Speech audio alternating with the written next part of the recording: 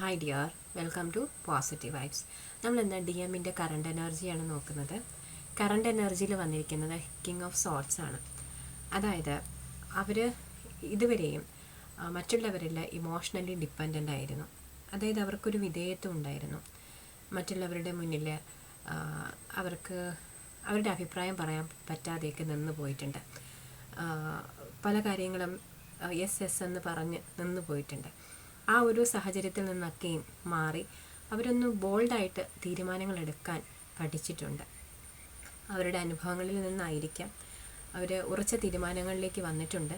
ഇനി ഇങ്ങനെ മുന്നോട്ട് പോയാൽ പോരാ, വളരെ കൃത്യമായിട്ട് പറയേണ്ട അഭിപ്രായങ്ങൾ പറയണം, സ്വന്തം നിലപാടിൽ ഉറച്ചു നിൽക്കണം, എനിക്ക് വേണ്ടി ഞാൻ സംസാരിക്കണം എന്നൊക്കെയും അവർ അത്തരത്തിലൊരു തീരുമാനത്തിലേക്ക് സ്വയം എത്തിയിട്ടുണ്ട്. അതുവരെ അവരുടെ മനസ്സിലൊരു മൂടൽ മഞ്ഞ് പോലെ ആയിരുന്നു. അവർക്ക് എന്ത് ഡിസിഷൻ എടുക്കണം എന്നറിയാത്തൊരവസ്ഥയായിരുന്നു.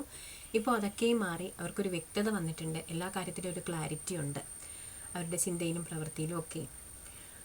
അടുത്ത് അവരുടെ ഹീലിംഗ് എവിടം വരെ എത്തിയെന്നാണ് നോക്കിയിട്ടുള്ളത്. ഡെത്ത് കാർഡാണ് വന്നിരിക്കുന്നത്. അതായത് അവർക്കൊരു ട്രാൻസ്ഫോർമേഷനാണ് സംഭവിച്ചിരിക്കുന്നത്. കുറച്ച് കാര്യങ്ങൾ അവരിൽ സ്റ്റോപ്പ് ആവുകയാണ്, അടുത്ത കാര്യങ്ങൾ തുടങ്ങുകയാണ്. അവരൊരു ഭൗതികമായ ഒരു ജീവിത സാഹചര്യങ്ങളിലായിരുന്നു, കൂടുതൽ മെറ്റീരിയലിസ്റ്റിക് ആയിരുന്നു. അതുകൊണ്ടാണ് ഈ ഒരു ഫെമിനൈനിൽ നിന്ന് അവർ ചിലപ്പോൾ സെപ്പറേറ്റഡ് ആയിട്ട് പോയിട്ടുണ്ടാവുക. അതല്ലെങ്കിൽ on and off a situation ആയിരുന്നിരിക്കണം. ഒരു മെറ്റീരിയലിസ്റ്റിക് വേൾഡിൽ നിന്ന് അവർ കുറച്ചുകൂടി അവരുടെ ഇന്നർ വോയിസിനെ കുറച്ചുകൂടെ കേട്ടു തുടങ്ങിയിരിക്കുന്നു. അവരുടെ ഉള്ളിലിരുന്ന് അവരുടെ സോള് പറയുന്ന കാര്യങ്ങൾ അവർ കേട്ടു തുടങ്ങിയിരിക്കുന്നു. ഇങ്ങനെ മുന്നോട്ട് പോയാൽ പോരാ, എനിക്ക് എൻ്റേതായ ആഗ്രഹങ്ങളുണ്ട്, അല്ലെങ്കിൽ എൻ്റേതായ രീതിക്ക് മുന്നോട്ട് പോകണം എന്നൊക്കെയും കുറച്ചുകൂടെ ഒരു സോൾ ലെവലിൽ അവർ കണക്റ്റഡ് ആകുന്നുണ്ട് എന്നാണ് ഈ ഒരു ഹീലിങ്ങുമായി ബന്ധപ്പെട്ട് അവരിലുണ്ടായിരിക്കുന്ന ഒരു മാറ്റം. ഓക്കെ, അവർക്ക് എന്തെങ്കിലും കാർമിക് സിറ്റുവേഷൻ ഉണ്ടോ എന്ന് നോക്കിയപ്പോൾ 10 ഓഫ് പെൻറ്റക്കിൾസ് ആണ് വന്നിരിക്കുന്നത്. അതായത് ഒരു കുടുംബപരമായ ബന്ധത്തിലാണ് അവരുടെ കാർമിക്സ് ഉള്ളത്. ചിലപ്പോൾ കുടുംബത്തിലുള്ള വ്യക്തികളൊക്കെയും കാർമിക്സ് ആയിരിക്കാം. അതല്ലെങ്കിൽ അവർ മാരീഡ് ആണെങ്കിൽ അവരുടെ പാർട്ട്ണർ കാർമിക് ആയിരിക്കാം. അത്തരത്തിലാണ് അവരുടെ കാർമിക് സിറ്റുവേഷൻ വരുന്നത്. പിന്നെ ഒരു പണപരമായ ഒരു ബന്ധം കാണുന്നു. ചിലപ്പോൾ ഇവർ ആ ഒരു വ്യക്തിയുമായിട്ട് സാമ്പത്തികമായിട്ട് എന്തെങ്കിലും കാശ് മേടിച്ചിട്ടുണ്ടാവുകയോ അത്തരത്തിലുള്ളൊരു വിധേയത്വം ഉണ്ടായിരിക്കാം. അതല്ലെങ്കിൽ ഇവർ ആ കാർമിക്സിൻ്റെയൊക്കെ ഒരു പണപരമായ സ്രോതസ്സായിരിക്കും. ഇവരായിരിക്കാം അവർക്ക് സാമ്പത്തികം നൽകുന്നത്. അത്തരത്തിലുള്ളൊരു റിലേഷനും ഉണ്ടാവാം. ഓക്കെ ഡിയർ, അപ്പോൾ അത്തരത്തിലൊരു കാർമിക് സിറ്റുവേഷൻ അവർക്കുണ്ട്. ഈ ഒരു റിലേഷൻഷിപ്പിനെ അവരെങ്ങനെയാണ് കാണുന്നത്, ഫെമിനൈനുമായിട്ടുള്ള റിലേഷൻഷിപ്പിനെ എങ്ങനെയാണ് കാണുന്നതെന്ന് ചോദിച്ചപ്പോൾ അത് സ്ട്രെങ്ത് കാർഡാണ് വന്നിരിക്കുന്നത്. അതായത് ഇതിനു മുമ്പ് ഈ ഒരു റിലേഷൻഷിപ്പിൽ എന്തൊക്കെയോ ഒരു അഭിപ്രായ വ്യത്യാസമോ എന്തൊക്കെയോ ചലഞ്ചസ് വന്നിട്ടുണ്ട്.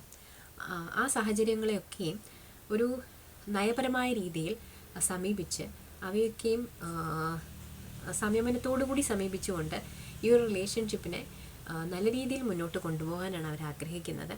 ചിലപ്പോൾ നിങ്ങളെന്നുള്ള വ്യക്തിയോട് അവരുടെ ഭാഗത്തു നിന്ന് എന്തെങ്കിലും മിസ്റ്റേക്സ് ഉണ്ടായിട്ടുണ്ടാകാം, അല്ലെങ്കിൽ എന്തെങ്കിലും സാഹചര്യവശാൽ എന്തെങ്കിലും മിസ്റ്റേക്സ് ഉണ്ടായിട്ടുണ്ടാകാം.